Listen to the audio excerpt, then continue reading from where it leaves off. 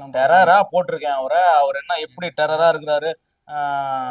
Double ஆக்டரை போட்டிருக்கேன். Terror என்னால சொல்ல முடியல ஓப்பனா.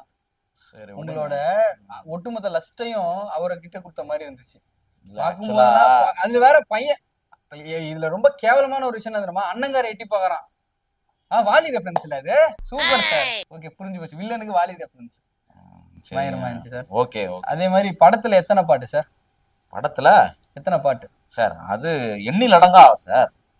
ஜிவி பிரகாஷ் குமார் போட்டது எத்தனை? ஓ, ஜிவி பிரகாஷ் போட்டதா? அது ஒரு 3 பாட்டு இருக்கும் சார். அந்த பாட்டுங்களோட விண்டேஜ் பாட்டுலாம் நல்லா இருந்துச்சு.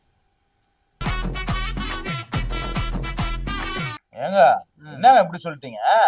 நானும் அவரும் எவ்வளவு சேர்ந்தீங்க பாருங்க. திருப்பி பாட்டுங்களா அந்த பாட்டு? சார் ஆர்ட் பேஷன் எல்லாம் இருக்காங்க. வேணாம் சார். சார் நான் லிரிக்ஸ் எல்லாம் நான் வந்து அவருக்கு கொடுத்து பாட வச்சு நாங்க எவ்வளவு எஃபர்ட் போட்டிருக்கோம். என்ன லிரிக்ஸ்?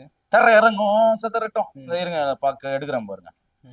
கருணை எல்லாம் கிடையாது, இனி வன்முறை தான் முடியாது, இனி அடி மெட்டு மாறிடுச்சு. மெட்டு ஃபர்ஸ்ட் வந்து பாட்டுங்களா? பாட்டா இருந்தா தானே மெட்டு இதெல்லாம் உங்களுக்கு ஒரு பொட்டு தான் வைக்கணும். மெட்டுன்னு சொல்லிட்டு திரையரங்க சதறட்டும், பேர் முழுக்க கதறட்டும், விசில் பறக்கட்டும், பொடுசுங்கலாம் பார். இவ்வளவுதான் பாட்டு. ஜிவி பிரகாஷ் குமார் இப்பதான் அமரன் ஒரு படம் பண்ணாரு, தங்கலான் பண்ணாரு, கேப்டன் மில்லர்னு பண்ணாரு. பயங்கரமா பண்ணிட்டே இருந்தாரு. ஜிபியூன்னு சொல்லிட்டு இப்படி பண்ணிட்டு. எனக்கு ஜிவி பிரகாஷ் அவர் போட்டதே இதுக்கு முன்னாடி ஒரு படம், நல்ல படம் வந்துச்சு. என்ன படம்?